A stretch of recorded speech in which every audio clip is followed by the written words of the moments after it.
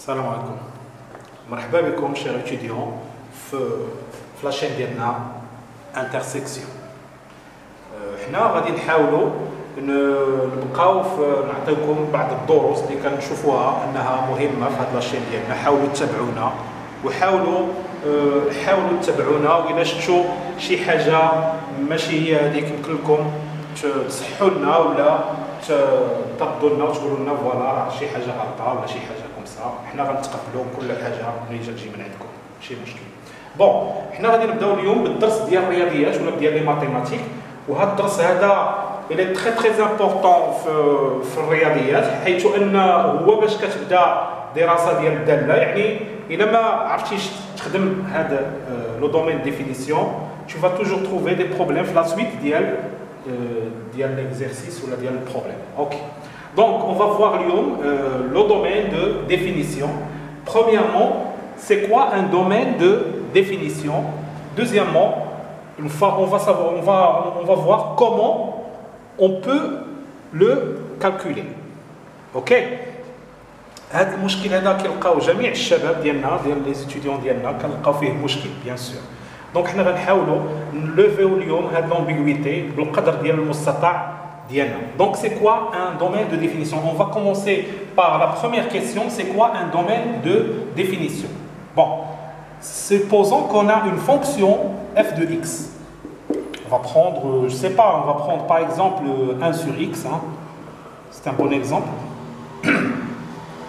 Cette fonction f de x, on ne peut pas toujours calculer les images de tous les nombres. Par exemple, pour f de 1, il n'y a pas de problème. F de 1, c'est 1 sur 1, c'est 1, pas de problème. F de 2, la même chose, il n'y a pas de problème. 1 sur 2, donc c'est 1 sur 2. F de 100, même chose, pas de problème. Ok. Mais, si par exemple, maintenant, on veut calculer f de 0, oh là, il va y avoir un problème. Pourquoi? Parce que 1 sur 0, c'est quelque chose qui est impossible. Hein? Donc, toutes les valeurs qu'on peut leur calculer leur f, il appartient au domaine, et les valeurs à qui on ne peut pas calculer le f n'appartient pas au domaine de définition. Donc, on peut dire que le domaine de définition, c'est tout x qui appartient à R, tel que f de x a un sens. Hein? Donc, a un sens. Par exemple ici, la fonction n'a pas de sens. Donc ce 0 n'appartiendra pas au domaine de définition. Donc on peut dire déjà pour cette fonction que le domaine de définition c'est R privé de 0. Qu'on peut toujours écrire, c'est moins l'infini jusqu'au 0, union le 0 et plus l'infini. Voilà. Donc on va se donner un autre exemple pour bien éclaircir le fait que la fonction a un sens ou n'a pas de sens, pour savoir comment on va calculer ce domaine de définition. Par exemple, on va prendre un deuxième exemple. Par exemple, f de x est égal à racine de x. F de 1, par exemple, si je veux calculer le f de 1, f de 1 c'est racine de 1 qui est égal à 1. Il n'y a pas de problème là aussi. Donc f de 2, la même chose, on n'a pas de problème. F de 2, c'est racine de 2. Ok. Donc il n'y a pas de problème. Mais si par exemple je prends f de moins 3, oh, ici il y a un problème. Donc il n'existe pas la racine d'une valeur qui est négative. Pourquoi? Parce que si jamais je veux calculer la racine de moins racine de 3, on se pose toujours, lorsqu'on veut calculer la racine, on se pose toujours la question, quel est le nombre qu'on multiplie par lui-même, il donne moins 3? Impossible, parce que s'il est positif, positif fois positif, c'est positif, négatif, c'est négatif fois négatif, c'est toujours positif. Donc le moins 3, il n'existe pas sans racine. Donc ici, il y a un problème. Ce n'est pas pour moins 3 seulement. On a le problème pour toutes les valeurs qui sont négatives, donc ici, donc, le domaine de définition de cette fonction, on va prendre que les valeurs qui sont négatives. Donc, cette fonction va avoir un domaine de définition qui est égal à quoi? C'est x appartient à R, tel que, à condition, ou bien tel que, il faut que tout ce qui est à l'intérieur, ça veut dire x, il doit être supérieur à 0. Ok? Donc, le domaine de définition, on va prendre toutes les valeurs qui sont positives. Voilà. Donc, c'est comme ça qu'on calcule, enfin, comment calculer, parce que le domaine de définition, c'est très facile, mais il faut le comprendre. Donc, on va le généraliser maintenant, on va généraliser ce qu'on vient de décrire ici, hein, et pour le simplifier. Mais il faut faire très attention, parce que, par exemple, pour les étudiants de Mme Hakam Abdal et M. Oudriri à Suissi, donc il y a Ouadéré, donc c'est toujours, vous allez toujours avoir des questions là-dedans. Donc il faut faire attention, il faut savoir comment calculer un domaine de définition. Bon, on va généraliser, ou bien on va dire quelque chose qui est très important. On dit qu'il faut ce qu'il faut retenir, parce que ce qu'il faut retenir, bien sûr, pour un domaine de définition. Si par exemple, on va mettre tous les cas par exemple. Maintenant, f de x par exemple, f de x est égal à racine, non, c'est pas racine, on va prendre d'abord comme ça. On a par exemple un dénominateur comme ça. Donc le domaine, c'est 2x qui appartient à R à condition tout ce qui est au-dessous doit être différent de 0. Premièrement. C'est premièrement. La deuxième, par exemple, c'est f de x, par exemple, est égal à racine de quelque chose. Hein. Donc ici, le domaine, x appartient à R, tel que, ou bien à condition que tout ce qui est à l'intérieur doit être positif. Attention, parce qu'il y a des étudiants qui mettent comme ça, racine positif. Non, ça, c'est pas ça. Ce qui est seulement à l'intérieur, parce qu'une racine, elle est automatiquement positive, donc ce n'est pas la peine de s'assurer qu'elle est positive. Donc il faut éviter cette erreur. Donc, maintenant, une troisième possibilité dans les domaines, donc lorsqu'on a par exemple un assemblage du racine et quelque chose de, par exemple, c'est un jeu comme ça, plus quelque chose comme ça. Ici, il faut faire très attention parce qu'on a ici un dénominateur et ici on a une racine. Donc le domaine, je respecte toujours ma définition, ce qu'il dit, donc il faut la suivre.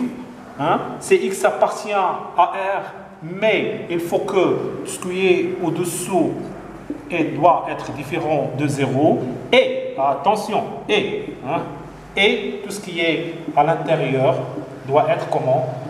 Doit être positif. Dans ce cas, il faut faire l'intersection parce que lorsqu'on a et, ça veut dire qu'on va faire une intersection. Bien sûr, c'est comme notre intersection, donc il faut faire une intersection. C'est quoi une intersection? On va faire un rappel d'intersection. C'est quoi une intersection?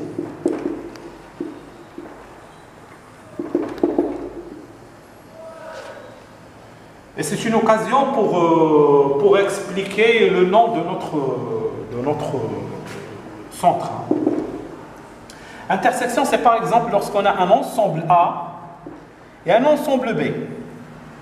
L'ensemble A et l'ensemble B, il y a un espace d'intersection qu'on appelle A inter et B. Qu'est-ce que ça veut dire A inter B?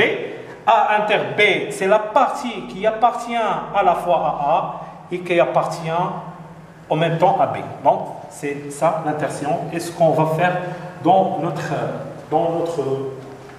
cas. Ok, j'espère que vous avez bien suivi. Donc, je vais effacer cette partie. Hein.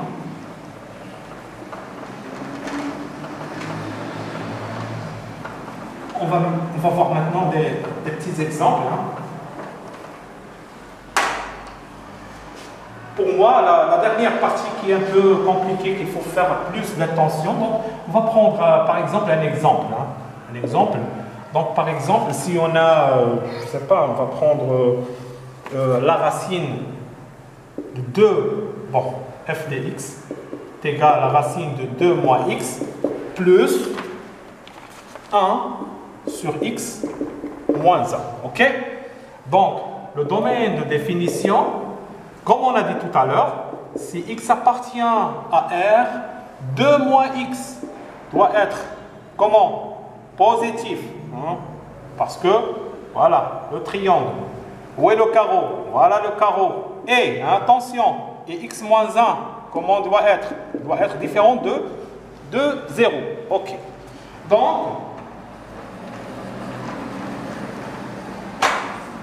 Donc, on va voir comment on va gérer ces deux une équation et une équation. Donc, 2 moins x est supérieur à 0, moins x est supérieur à moins 2. Je vais multiplier moins 1 par les deux côtés, mais en faisant attention parce qu'il faut changer l'inégalité.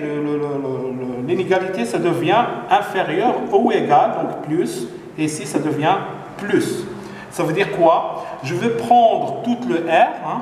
X il appartient à R, comme ça vous savez, un R c'est un axe de moins l'infini jusqu'à plus l'infini. Je vais prendre la valeur 2, voilà la valeur 2. X prend toutes les valeurs qui sont inférieures à 2, ça veut dire les valeurs qui sont supérieures à 2, j'en veux pas, donc je vais m'en débarrasser. OK? Pour la deuxième, hein, c'est la même chose. C'est par exemple, ça c'est A comme ici, et ça c'est B comme ici. Donc c'est quoi? X.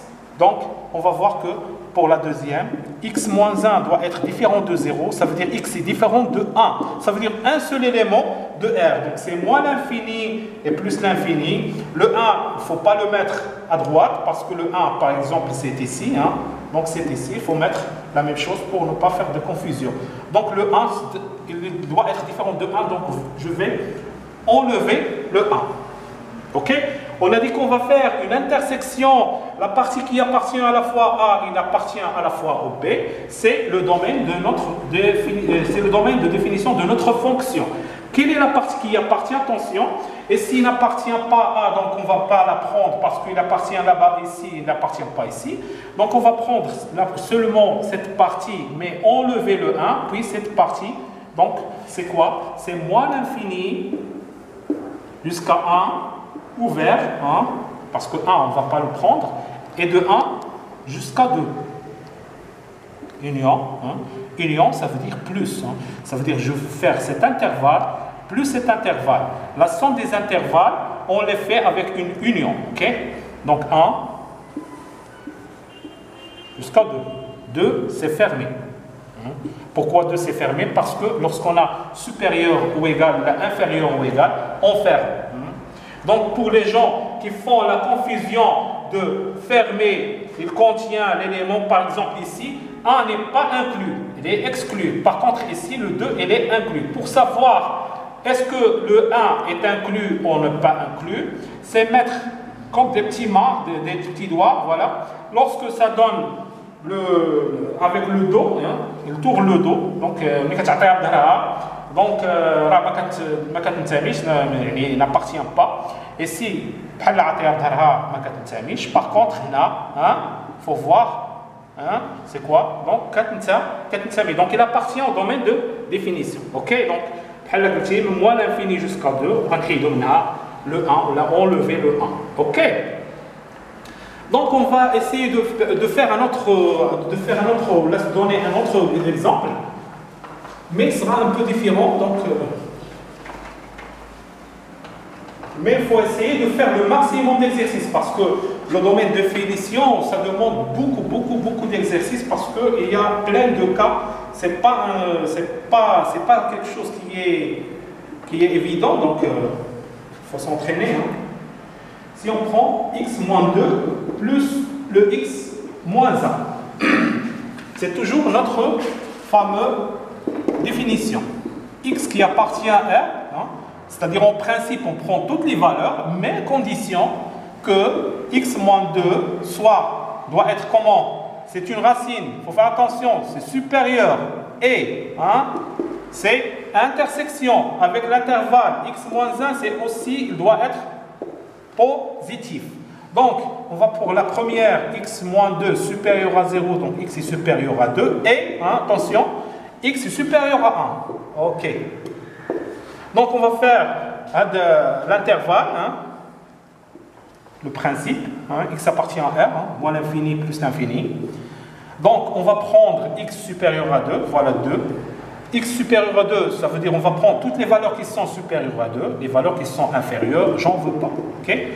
On va appeler ça un ensemble A. On va l'ensemble B. X est supérieur à 1. 1, c'est là. Il ne faut pas faire la confusion. X est supérieur à 1. Donc toutes les valeurs qui sont supérieures à 1, j'en veux. Et toutes les valeurs qui sont inférieures, je barre. Ok?